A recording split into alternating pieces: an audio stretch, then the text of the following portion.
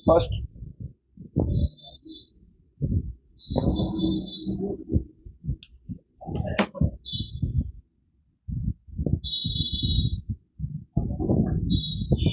जो लगातार पूरे बिहार में स्मार्ट मीटर जो इस देश के बड़े व्यापारियों के हाथ में है, एनजीओ के तहत काम करने का जो राइट दिया गया, ये स्मार्ट मीटर कंप्लीट रूप से आम जनता पर एक बोझ है। कब वोचर भराएगा, कब वोचर खत्म हो जाएगा, हम एक बल्ब जलाएंगे या दो बल्ब जलाएंगे, बिल कितना उठेगा या नहीं उठेगा, जिसका कोई लेखा जोखा नहीं है। बस वोचर भराइए और वोचर भराते ही वोचर खत्म हो जाएगा। आपको कुछ नहीं बोलना है, मुंह पर टेप रखना है, अपने राइट्स की बात नहीं करनी है। गवर्नमेंट से हम बराबर इस स्मार्ट मीटर को लेकर के मेरा आग्रह था कि इस पॉलिसी को पुनर्निर्माण करने की आवश्यकता है। आम आदमी, खासतौर पर लोअर मिडिल क्लास जो पुअर पीपुल है, वो तो समझिए कि समाप्ति हो जाता है। कॉमन लोग जो हैं, जो वर्किंग क्लास हैं, वो भी लगभग परेशान है इस इशू को लेकर। तो मेरा सीधा सवाल है कि सरकार क्या पहले जो मीटर जो लगाए जाते थे और फिर सरकार की मीटर के द्वारा पॉलिसी थी, क्या उस पर पुनर्विचार करेंगे। दूसरी तरफ बिजली कटौती लगभग सभी जिले में, पटना से लेकर लगभग जिलों में बिजली कटौती हो रही है। और मुझको लगता है कि बिजली कटौती के साथ साथ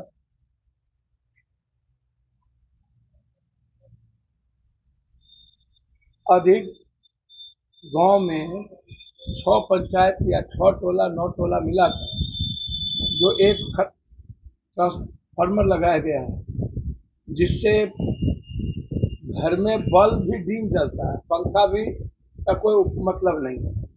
यह स्थिति भी बहुत बुरी है। कई गांव में, इधर हम बरगमा और गए थे कई मर्डर में, तो हम गांव के लोगों ने जिस तरीके से शिकायत की, और कई गांव के लोगों ने शिकायत की कि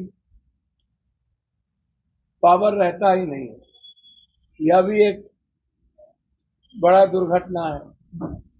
कल जो बारसोई में घटना घटी, जिस तरीके से पुलिस के द्वारा, जनता जब पहले से आपको अल्टीमेटम दी हुई और प्रदर्शन को लेकर के वहां के कुछ मुखिया जनप्रतिनिधि के लोगों ने पहले से यह आपको सूचना थी, मैकिंग हुआ, तो आप भारी मात्रा में फोर्स रखते और आप उसको सुव्यवस्थित तरीके से आप वार्ता करते। लेकिन वहां जो एक एसडीओ है, कोई पांडे, जो कंप्लीट रूप से वो वहां जनरल डायर की स्थिति में रावण की तरह काम किया, और तो जो सिविल एसडीओ है वो लगातार उस बारसोई में, लगभग बारसोई का जो इलाका है कमजोर, वंचित, दबे कुचले अल्पसंख्यक इसका इलाका है, और वहां पर आप एक ऐसे लोगों को आपने एसडीओ बना दिया। आपको आश्चर्य होगा कि मुझको समझ में नहीं आता है कि ऐसे लोगों को एसडीओ बनाकर आप क्या वहां पर पूरी फायर करके माथे में गोली आपने मारा, सीने में गोली मारा। मुझको समझ में नहीं इस बात की आई कि क्या कमर के नीचे गोली नहीं मारी जा सकती थी, क्या आंसू गैस नहीं छोड़े जा सकते थे, क्या पानी नहीं छोड़ा जा सकता था। तो आप जब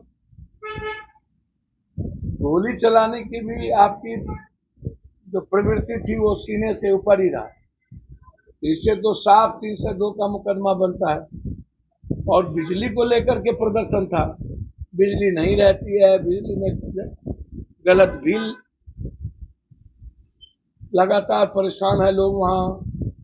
तो मैं अभी वहीं जा रहा हूँ। इस मामले में रात ही मुझे जाना था। आज कई घटनाएं घटी हुई थी, मर्डर हुआ था, सबको छोड़ करके मुझे आज वहाँ जाना पड़ा। तो मुझको लगता है कि सरकार को अविलंब 20-20 लाख रुपया मुआवजा की घोषणा करनी चाहिए। जो पदाधिकारी इसमें इन्वॉल्व है उसको सस्पेंड करते हुए 302 का मुकदमा भी लागू, जैसे पटना में है गलत बच्चों को मारकर 302 का मुकदमा लागू हुआ था, उसी तरह उस पदाधिकारी पर जिसके राइफल से गोली चली है और जिसने ऑर्डर दिया है उस पर किसी भी कीमत पर 302 का मुकदमा लागू, और जो भी टीम इसमें इन्वॉल्व हो वो सस्पेंड हो, उस पर इंक्वायरी हो, जो दोषी हो उसको नौकरी से बर्खास्त किया जाए। यह छोटी घटना नहीं है। और मैं कुछ लोगों को आग्रह करूंगा, हर चीजों में राजनीति, घर से ये एमएलए एमपी मंत्री कभी निकलते नहीं, और हर बातों में राजनीति करना, तब तो पूरा देश मणिपुर की घटना से लेकर के दुनिया में इतनी घटना है जिसमें पीएम और सीएम को 1 मिनट भी रहने का राइट ही नहीं। सीएम को तो आत्महत्या कर लेनी चाहिए मणिपुर की घटना में। दुनिया में, वर्ल्ड के हिस्ट्री में ऐसी घटना तो अभी तक आज तक हुई नहीं। 15 साल की बच्ची और एक सैनिक की पत्नी को दबंग जाति कौम के लोगों ने, कमजोर आदिवासी महिलाओं को 1.5 घंटे तक अर्धनग्न करके इंटरनल पार्ट को छेड़ते रहना और सामूहिक बलात्कार समूह के सामने, समाज के सामने, तो अब इससे ज्यादा दुनिया में नरभक्षी समाज क्या हो सकता है। मैं तो पहले भी कहता हूं कि दुनिया के सारे पाप कुकर्म का जन्मदाता अब समाज हो गया है। लोकतंत्र तो बची नहीं, भीड़ तंत्र हो गई है, और समाज मुख दर्शक है। समाज लड़ना नहीं जानती, समाज को मरने, आवाज देने की क्षमता खत्म हो गई है। जाति धर्म मजहब के आधार पर अपने अपने तरीके से सोसाइटी अपने जाति के अपराधी, माफिया, दलाल, इन लोगों का को तवज्जो देती है। तो सोसाइटी कितनी कमजोर हो गई है वो तो मैं देखता हूँ। अभी एमबीए की एक लड़की 7 महीने से गायब है मुजफ्फरपुर में, जिसका मामा डिस्ट्रिक्ट जज है शिवहर में। नाना की बिजली के मामले में सरकार को पुनर्विचार करनी चाहिए। यह घटना रेयर एंड रेयरेस्ट है, उस कंप्लीट बर्खास्त की आवश्यकता है। 302 मुकदमे की 20-20 लाख रुपए मुआवजे सरकार को देने चाहिए। परिवार से एक नौकरी की घोषणा करनी चाहिए। हर कीमत पर आपने उस परिवार की और समाज की जिंदगी खत्म कर। दूसरी चीज, मैं जीतन राम मांझी का एक बयान आया है कि शेरशाहबादी या किसी भी अन्य, मैं हमेशा से एक बात कहता रहता हूं और फिर मैं आपको एक बात कह रहा हूं कि सैकड़ों साल पहले से लेकर अभी तक जो भारत के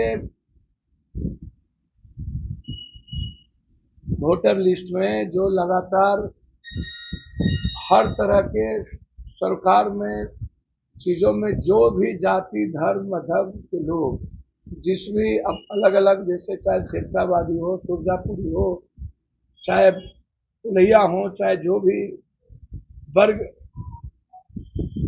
हैं हमारे यहाँ, या छोटी छोटी दलित जाति के लोग रिफॉर्म किए, जैसे किशनगंज में नहीं एक जाति है। मैं समझता हूँ कि आज के डेट में हमें सभी लोगों के राइट्स की बात करने की आवश्यकता है। हम ना माँ से अलग हैं, ना मौसी से अलग हैं। हमें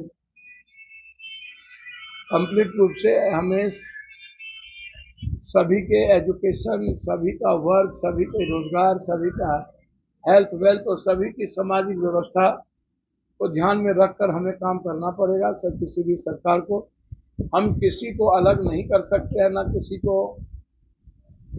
हम जोड़ सकते हैं। हमको प्रकरण में देखिए, मैं एक बात बता दूं, डीएम साहब ने गलत बयान करने की पदाधिकारियों की, आप किसी को चिन्हित करिए, इसका या